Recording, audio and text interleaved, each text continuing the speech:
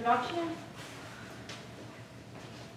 Hi everybody, this is Kevin Sackle. He is a postdoc in Simon Center, and I had him last semester for linear algebra, so I thought I'd invite him. It's kind of been a tradition that he's given math club talks, and we're really happy to have him, and wish him all success in the future for his career. Well, thank you very much. That's, yeah, I mean, I feel as though that's nicer than the usual introduction, so thank you. Thank you very much for having me. It's a pleasure, as always, to speak at the Math Club, which, if you watch any video that I've given for the Math Club, I always say I was involved in it back when I was an undergrad here, so it's nice to be able to give back that way. I wanted to start by reading something from a book, actually. I printed out a page. Maybe you know the book. Maybe I'll ask after if anybody recognizes the book. But it goes like something like this. Mrs. Who took a portion of her white robe in her hands and held it tight. This could be my portion of white robe.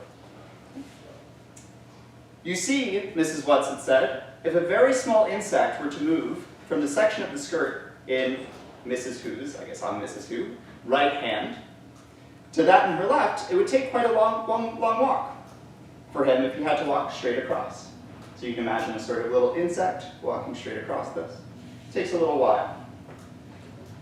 Swiftly, Mrs. Who brought her hands together, holding the skirt together.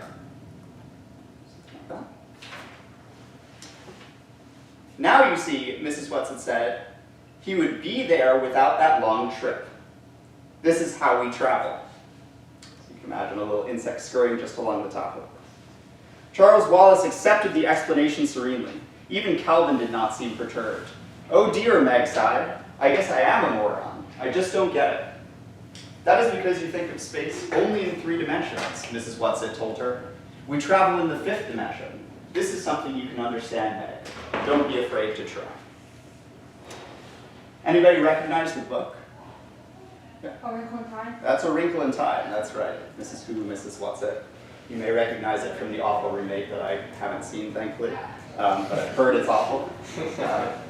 But I read that book back in elementary school, and I remember really loving this description of a little insect traveling across, where if you sort of fold, if you fold this piece of robe, then it can just sort of travel across. And thinking about some sort of wormhole as being kind of a higher dimensional analog of that sort of thing, where you can travel through.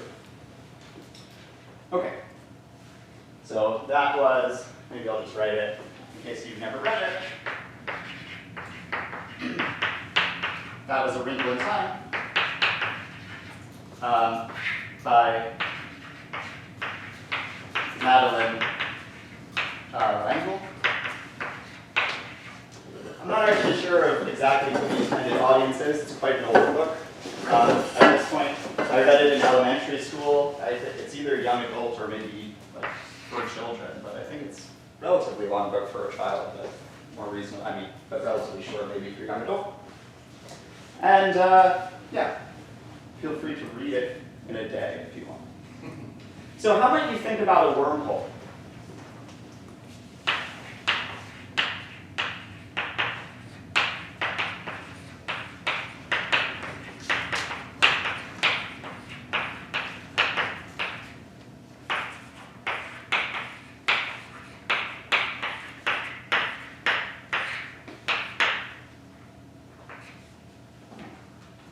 It's sort of giving you this idea that you can imagine, that you're on this strip of paper, and you live on the strip of paper, so you can only see what's on the strip of paper itself.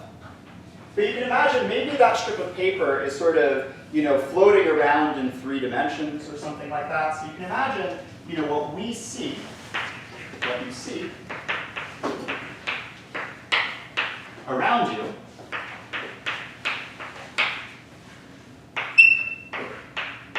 is just something like you're on the strip of paper and you can kind of see all around you. But it might be that actually, for some reason, if you go out far enough in some sort of directions, then you might have actually come back to where you are. So you can imagine that this the sheet of paper that you're sort of living on, really, it's sort of embedded somewhere, kind of folded up, some kind of higher dimensional space, which isn't actually technically very important. And you can imagine that this sheet of paper, okay, well locally, if you're living on this, you only see what's around you. So you only see sort of that it kind of looks like you can only travel in two directions, in 2 dimensions. But it might be that for some reason, there's some kind of bridge connecting this. You can imagine that when I draw this, there's some sort of holes here. You just have attached a tube, and that's sort of what.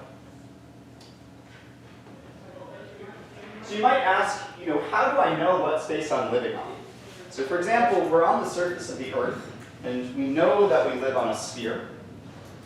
If you ask most people, we know that we live on a sphere.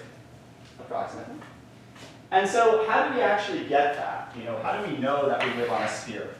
Well, how we know that, there's a number of ways that we know it, but, and in fact,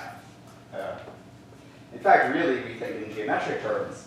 But one of the ways that you can get at this is by studying something called an atlas. So you can think that, you have this space that you're living on, and what you do is you say, okay, well, let's suppose I'm traveling along this space. The only thing that I can see is what's around me. So maybe I'm actually in a space that kind of looks here, and I say, oh, well, what's around me is some kind of disk like this. And I put that in my book, which I'm calling an atlas. And maybe around some other point, I have another kind of chart of some sort. And I imagine that I could put that chart also in my atlas. But notice that these 2 charts that I've drawn, so this is maybe chart 1 and chart 2. These 2 charts actually overlap at some point. And so even though I have these 2 separate pages of my book, which I'm calling an atlas, I have that this little bit and this little bit. These 2 pieces are actually identified together. So when I look at an atlas, like a legitimate atlas of the Earth or something like that, and I'm looking, here's a neighborhood of the UK, and it contains a little bit of France, and I have this part, which is a map of France. I can sort of imagine if I'm traveling along this surface, along the sphere, on the Earth, I can imagine sort of wandering around, la-di-da-di-da, I enter this region, and when I enter that region, so eventually I'm going to leave this chart maybe, but that's okay because it's now in this chart and I can continue my journey. And so if I have charts which kind of cover this entire space, I can just imagine gluing those charts together to eventually figure out what space I'm living on. So long as you have a bunch of charts such that they cover all of the space, you sort of know what region you're talking about, what your space looks like. Okay. So this gives us, a kind of idea. Now, one thing that you don't necessarily need is you don't really need overlaps.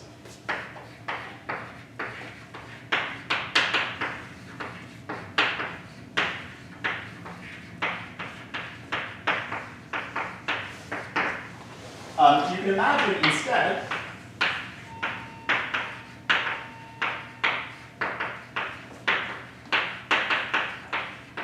thinking about pieces, so charts. You can imagine instead charts which are glued together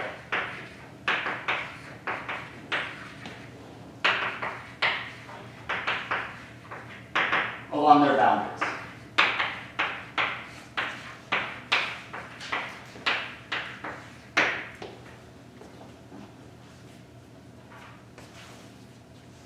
So here's kind of a simple example that you could imagine.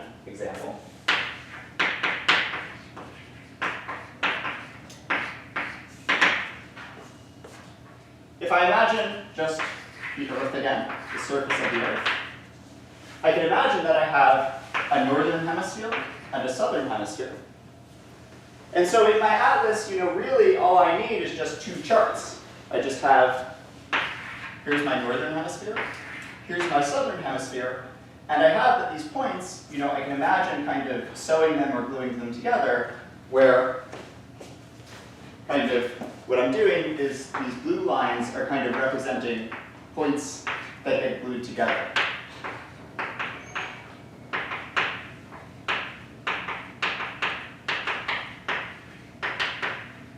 Or if you like, you could really think about this as, if I've sewed something, and I think about this as literally sewing line, I just pull it tight.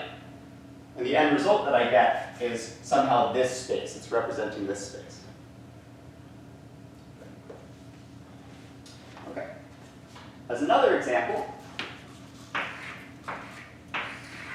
I could take the surface of a donut, which we call, so this is a sphere, and I'm going to denote it by S2.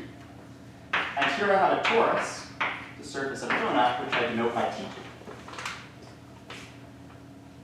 And you might say, okay, well, I want to sort of, what did we do here? We kind of took our little scissors, we kind of cut along this piece, and we said we could glue those two pieces together to figure out the sphere, sort of thinking about it in terms of these two pieces glued together.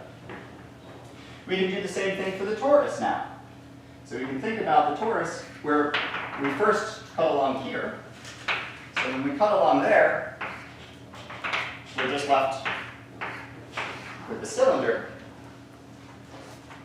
And then you can imagine that I also sort of cut along this line over here. So when I cut it now like that, and I cut it along, so I cut both the white and the blue, I end up getting that this can be realized as I just get a square where I have that these two sides are identified, and in fact, there's an identification where if I sort of know which direction the bottom one is, then I know what direction the top one is. And if I know the direction of the left-hand side, then I know the direction of the right-hand side. So because this is Stony Brook for sure, many a math club talk has had this picture of a torus in it. Okay. Are there any questions about this picture so far? Yeah? For the sphere, could you just have one circle and identify the boundary of itself? Yes, so that's totally possible. However, we're going to see that we really want to think about what we're going to think about as non-degenerate sort of things. In fact, this one's also degenerate in some sense because it's kind of one piece where each piece has some part of its boundary glued to itself. We're going to end up decomposing things into pieces which are not just glued to themselves. Yeah? Any reason it's 2 and not T2 and S2? Yeah, so what is the 2? If you think about living on the surface of the Earth, the only directions that you can move, and forget about the third dimension, forget that you can move upwards, the only directions that you can move are sort of just flat. Either you move left, right, forward, back, or some combination of those directions. So from the perspective of living on the surface of the Earth, you have that you're two-dimensional. You can think that your charts, remember when you drew these charts, what did you have to do? You had to flatten everything out. And the charts that you have are legitimately two-dimensional. So the sphere, I'm not talking about the ball on the inside, I'm talking about this S2 here. The T2, I'm also not talking about the thing on the inside, I'm talking about the surface, whereby you can imagine that I have a chart, which is some kind of disk here. And when you want to put it into your book, when you want to put it into your atlas, you flatten it out. It's legitimately two-dimensional. Question. Good, other questions?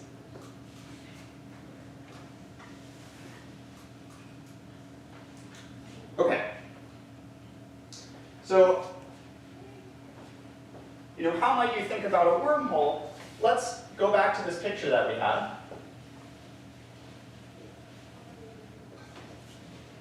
And think about what a wormhole is. So, to answer the question, how might you think about a wormhole? What did we do? So we took our kind of sheet that we've folded up. It's not folded, it doesn't have a crease in it, we've kind of just bent it around. And what we did was the following thing. We removed a disk and a disk. And we replaced it with a cylinder. Okay, that's not quite accurate. If you look, it looks like I kind of tried to smooth it out to make something which is smooth, where everywhere you can kind of, you're not going along a crease at any point. But okay, if I do this, if I attach this in kind of this piecewise kind of manner, I can just imagine that I smooth things out in some kind of canonical, natural way. So what I've done is the following thing. I've replaced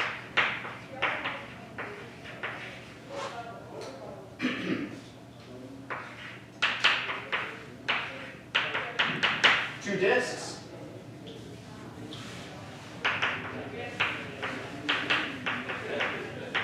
with, what did I replace it with? I replaced it with a cylinder. So when I say replaced, what I mean is that these two disks are cut out and the cylinder is glued in. And it's glued in exactly where the boundary matches up. You notice that if I just sort of trace out the boundary of each of these things, the boundary here and the boundary here are exactly the same two things, the two circles. So I can always do that.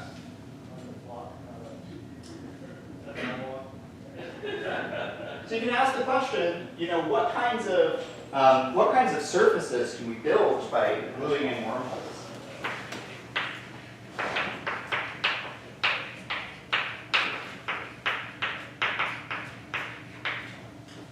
So in this case, I'm going to think about two-dimensional surfaces given can we get?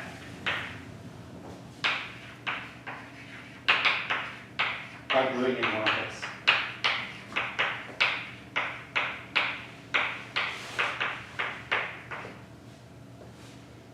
Okay.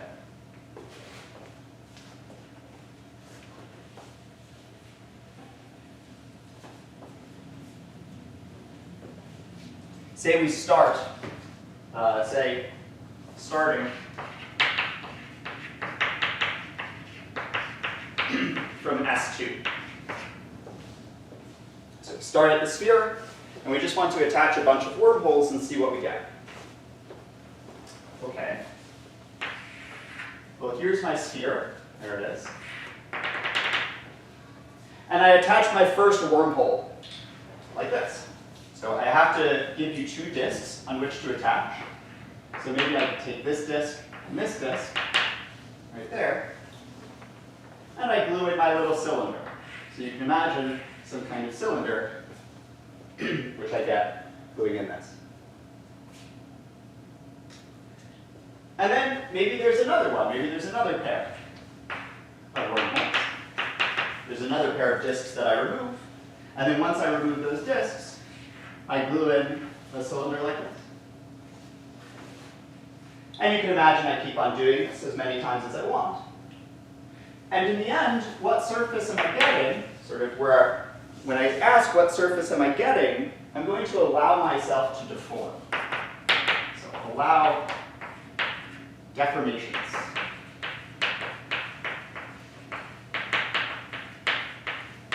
Whenever I write equals from now on, I'm going to allow deformations.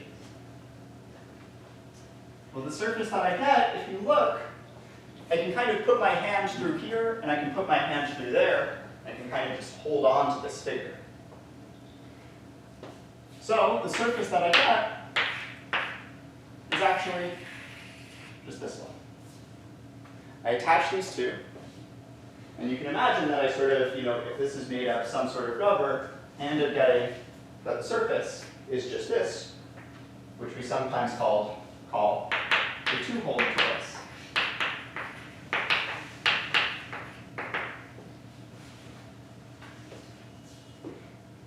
Okay, so you get a whole bunch of things. Starting from the sphere, I can of course get the sphere And then depending on how many of these handles that, how many of these wormholes that I attach, I'm going to get these sorts of surfaces which have increasing number of holes.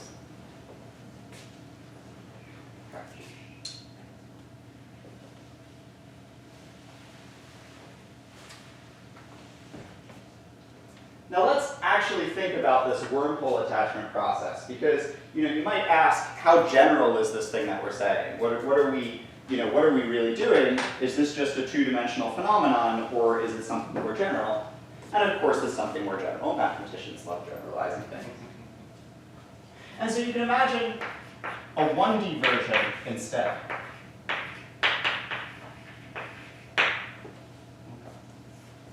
So you can imagine instead that what I did was I started with a circle. So this is S1. And I mean when I write S1, that it doesn't include any interior points. It's just what I've drawn in white. There's nothing inside of it. And you can imagine the same sort of procedure where what I do is, okay, I'm living on S1, and as I'm walking along it, I'm only seeing what's happening in S1. But you can imagine this sort of being embedded maybe somewhere higher, whereby I've sort of folded this over. And now I can imagine a wormhole as being attached in the following way. I can imagine that what I do is I take two little intervals now, and I replace them with sort of two intervals the other way. So in the end, if I think about attaching this wormhole, sort of cut out the blue and adding the orange, what you see is that by attaching this, I'm getting something where I'll try to draw it somewhat accurately, where I have this sort of inner circle, and I have this kind of outer circle. So I get what I might call S1 union S1, I get two circles.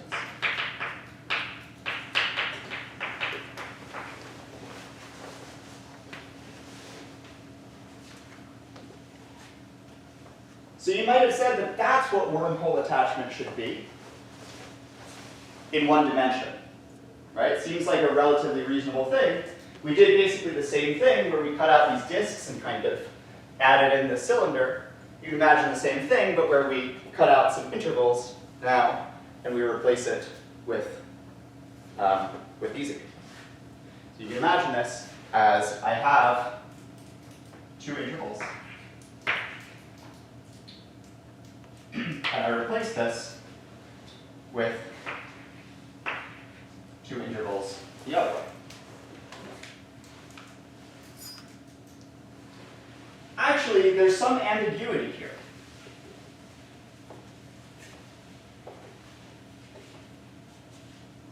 There's some ambiguity that you might not have noticed just from this description. The fact that we're drawing these pictures in S2 shouldn't really, in R2 on the plane, on the blackboard, shouldn't really be used anywhere. And somehow, when we drew this, we had these two intervals, but it's not clear. You see, I end up taking these two intervals and I connect this top point to this top point and this bottom point to this bottom point. But I don't know what top and bottom mean. You see, I have to specify that information of what top and bottom mean. So I could have alternatively taken this and also instead attached something where I identify the opposite directions. So this is still a wormhole because it allows me to go from sort of points, I'm imagining this interval as living in the old boundary. And so this still allows me to go from somewhere over here to somewhere on the left side, but now the wormhole is bringing me to this bottom strand instead, and vice versa. So actually when I attach these wormholes, what I'm doing is I have to choose framing data. So I have to frame to attach wormholes. And the results might actually be different. So if I did the opposite thing in this case, I imagine I have the same picture. So let me draw sort of that same picture, but in a slightly different way.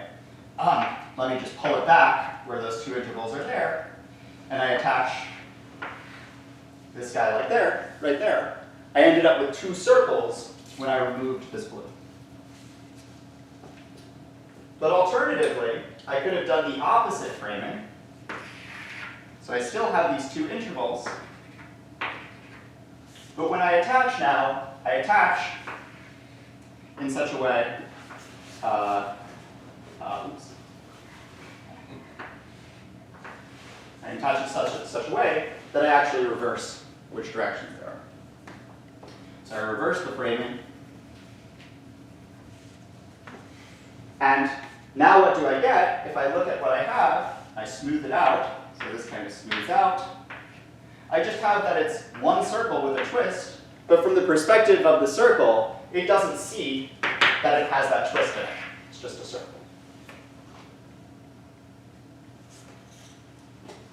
So it actually affects what the resulting space is. So if attaching wormholes, you need to frame in order to know what your space is. And going back to 2 dimensions,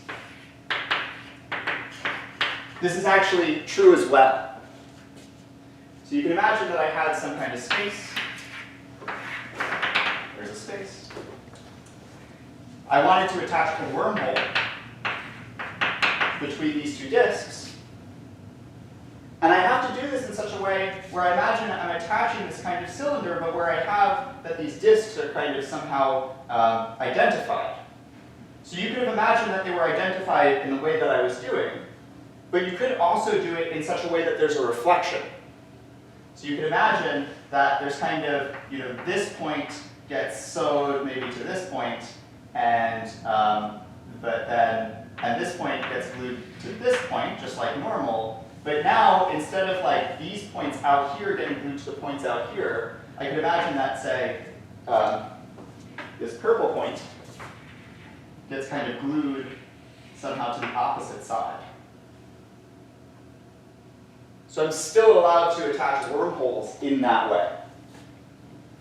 And if I do that in this case, I get, well, what do I get? I get some space, and the space is actually what's called non-orientable, meaning that if I walk around sort of the space where I imagine that I had some kind of orientation on the space as I go, as I'm there, as I walk through this cylinder, I end up getting the opposite orientation. So just to see what this space is, what I'm going to do is I'm going to cut along this disk. So, sorry, I'm going to cut along, I have now this circle, and I'm going to cut along that circle and see what I'm doing. So if I cut along that circle, this orange guy kind of flies up, and I end up having, I just have a single component here. So let me try to draw what I have. I have kind of something that looks like this. So it's like here was, let me say that that's in purple. So I'm going to have two purple boundaries because there's a boundary from the cylinder piece and a boundary from the sphere piece. If I just look at the sphere piece, that kind of is some sort of cylinder of its own, which goes into, which ends up sort of connecting to the orange cylinder that we drew, whereby there's sort of another circle here, which is this boundary circle. And now, on the sphere there's an orientation, on the cylinder there's an orientation, but the way that I glued this was such that this piece is getting identified with the opposite orientation to that. So I imagine sort of taking, you can now imagine this is some sort of cylinder, whereby what I'm doing is I'm gluing the ends together, but I'm doing it in such a way that the orientations of the circles are opposite from what you would expect. So this is called a line model.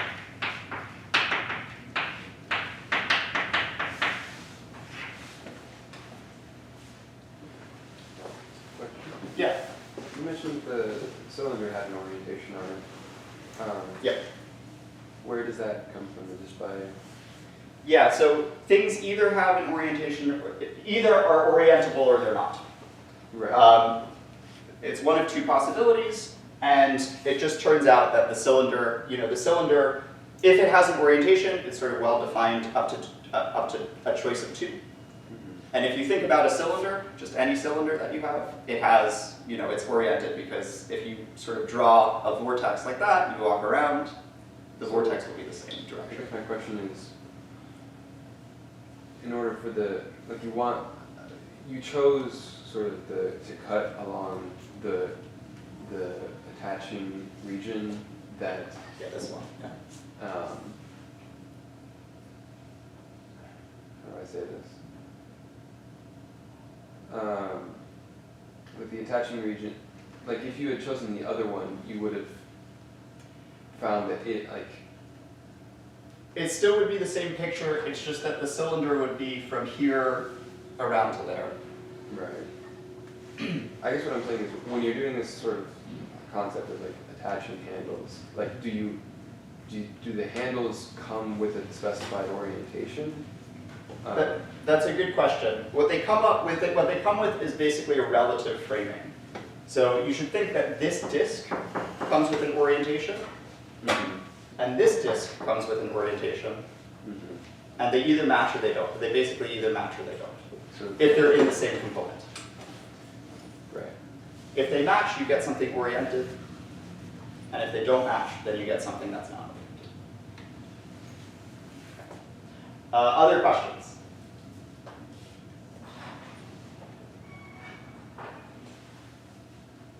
Okay. So in general, the procedure that I've been describing is something called surgery. And it's of a much more general form. So, what I've been describing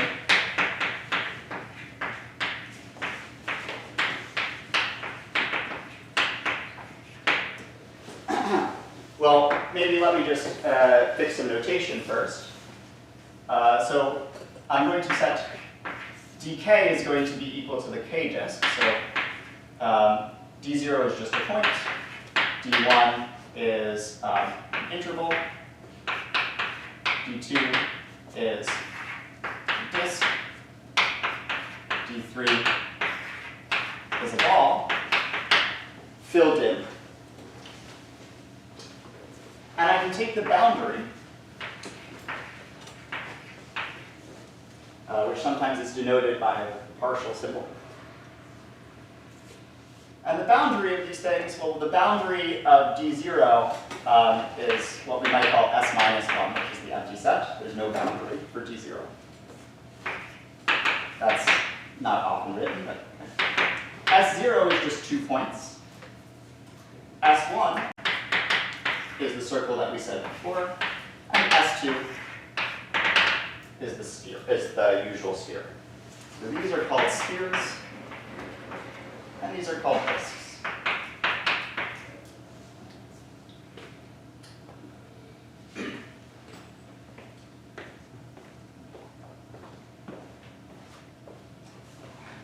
And so what I've been describing is you take a union of two disks and you replace it in some way with a cylinder. So what that means is it's the same picture, but instead,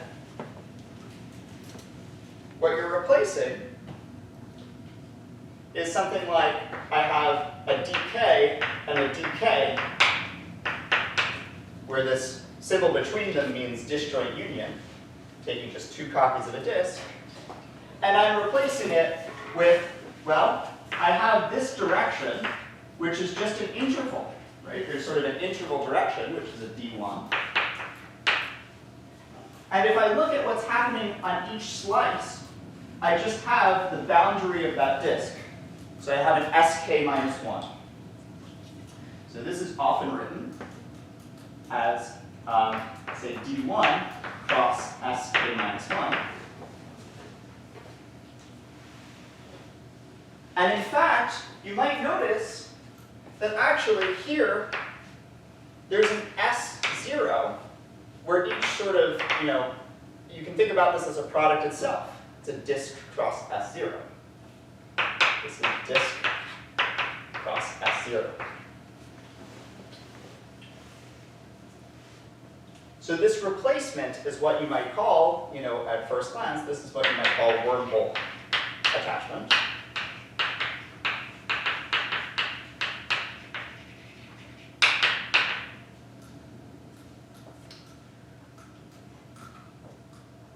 And there's something more general that you can do.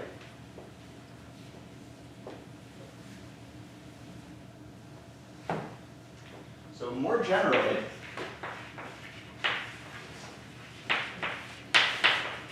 you can do something called surgery.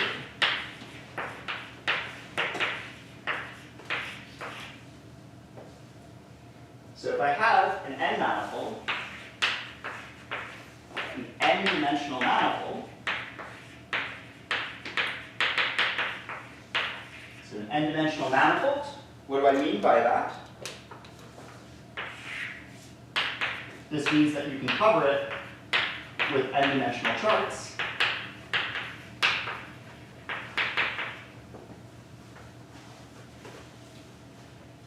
What you could do is you could remove. So what are we going to remove? Instead of dk cross S0, we can remove any dk cross S n minus k minus 1. And what do? We glue. So we glue in something new. Well, we have to glue something with the same boundary. What we're going to glue is sk minus 1 cross d n minus k.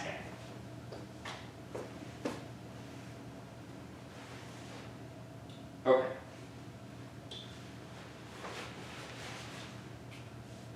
So let's think of just a quick example.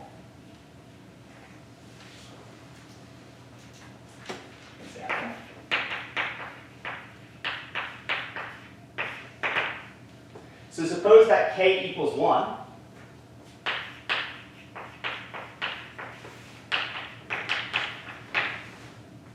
In which case we're removing,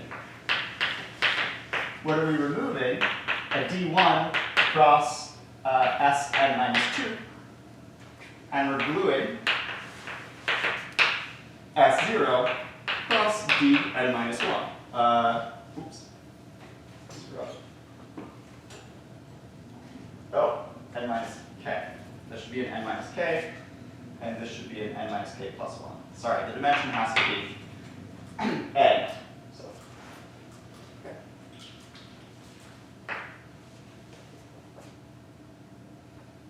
What did a wormhole do? A wormhole took an S0 cross Dn and replaced it with a D1 cross Sn minus 1. So you can think of this as an inverse operation to surgery. So this is anti-wormhole.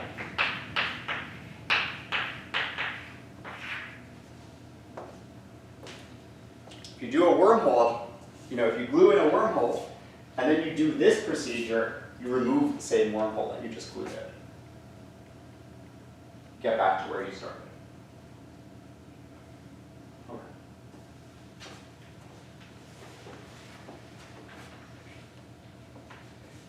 Okay. Let's think about this case just for, let's say we do this for, say, a sphere. And I don't know what time I'm supposed to end because we started late, so. 10 minutes after? 10 minutes after. I think full. Okay. So here's my sphere. And I can imagine that I have sort of this equator.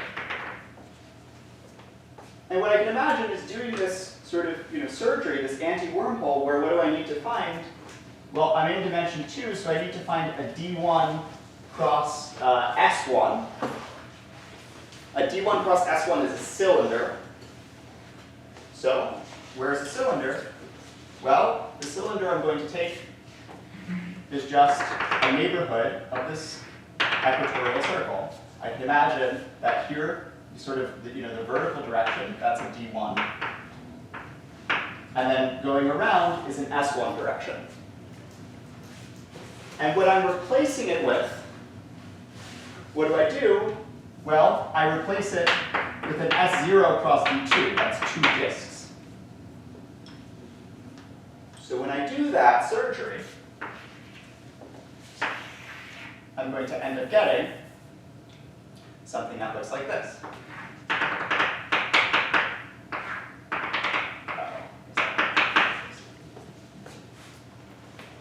In other words, I end up getting an S2 disjoint union with an S2.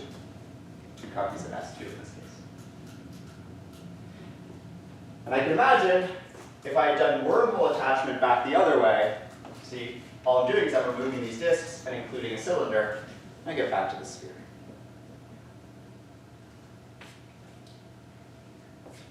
Now you can think about higher dimensions as well.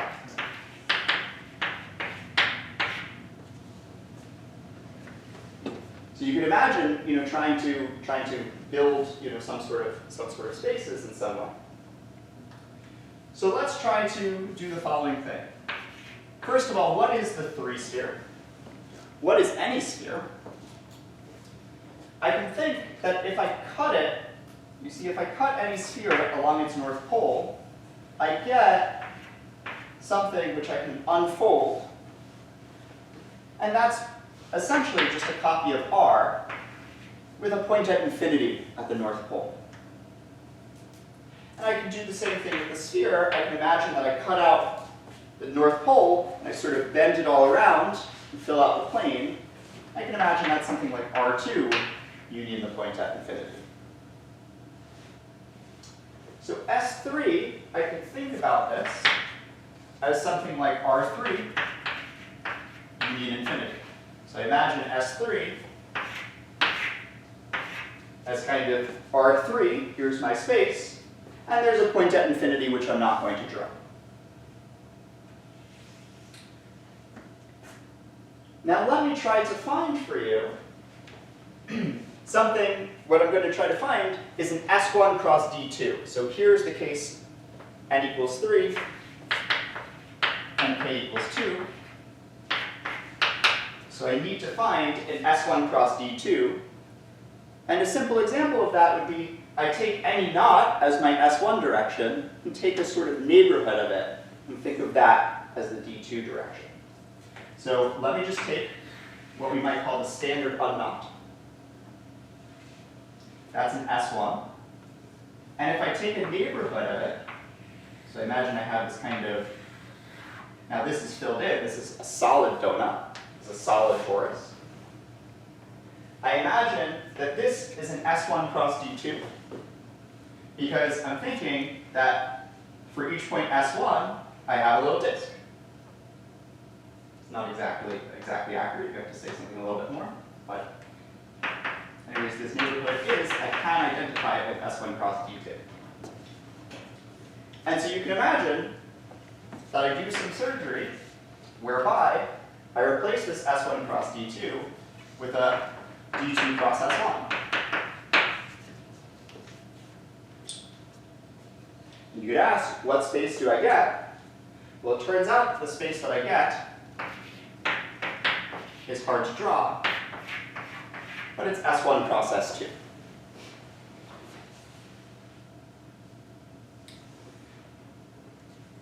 If you like,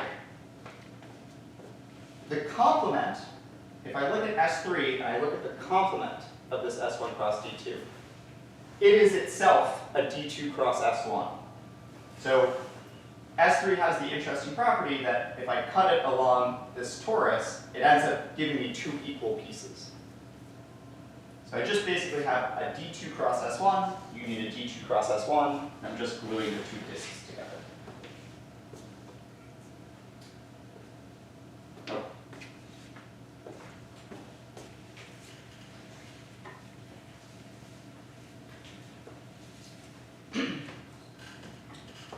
Theorem from the 60s of Licorice and Wallace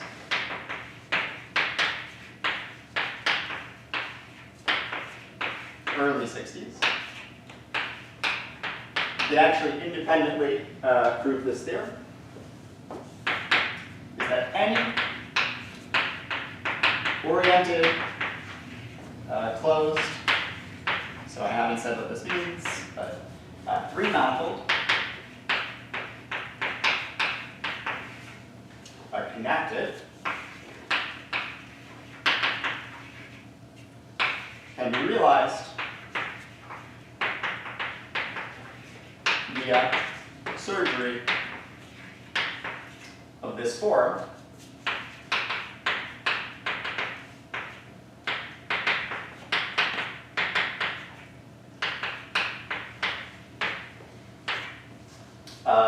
On a link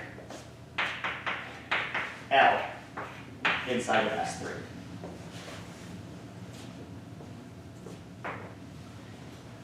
So I have this procedure whereby I take, in this case I took the unknot, but I could have imagined instead that I took something like a trefoil knot. And I looked at its neighborhood inside of S3.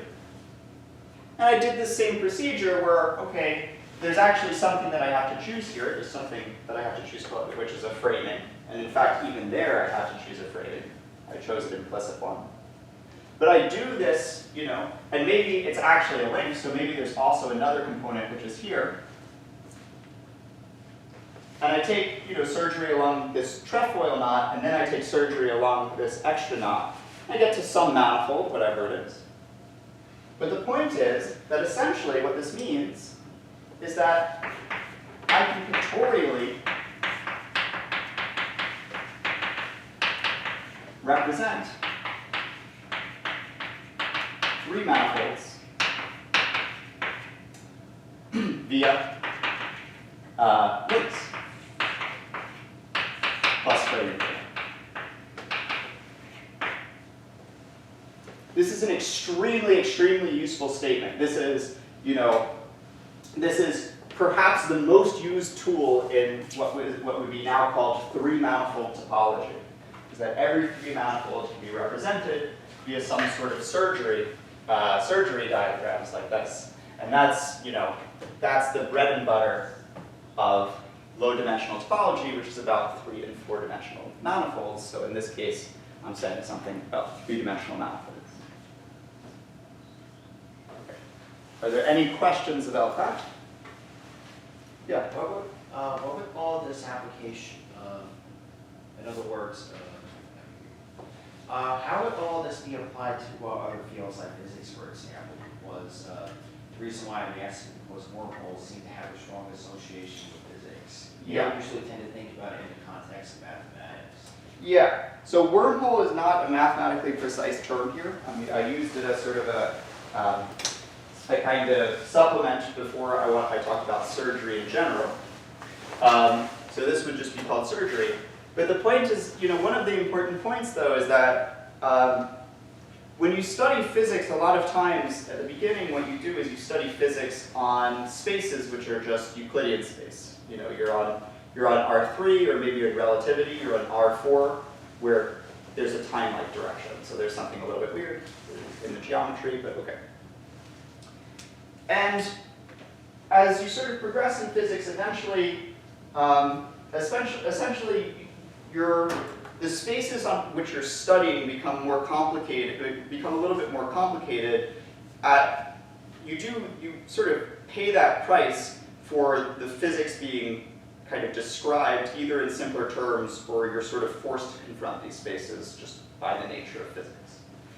In fact, very quickly you get to infinite dimensional spaces, but even if you don't do that, there's this whole story of classical mechanics whereby you have that you really should work on phase space and do something like Lagrangian or Hamiltonian mechanics in the first place. So you're confronted with these spaces, and and it might be that the spaces that you want to study have some kind of non-trivial topology in them. And so being able to think about the properties and invariants that these spaces have is extremely important. Modern physics very much involves links for a large, for this reason actually. that if you read all sorts of classical papers of Ed Witten, for example, he has this paper on something called the Chern-Simons theory and the Jones polynomial. That has very much to do with representing manifolds via links and then saying there should be some invariant that you can get from that.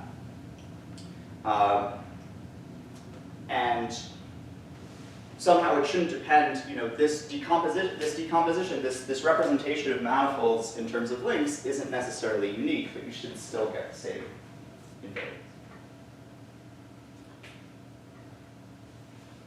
Okay. All right. In the last 5 minutes, I did want to say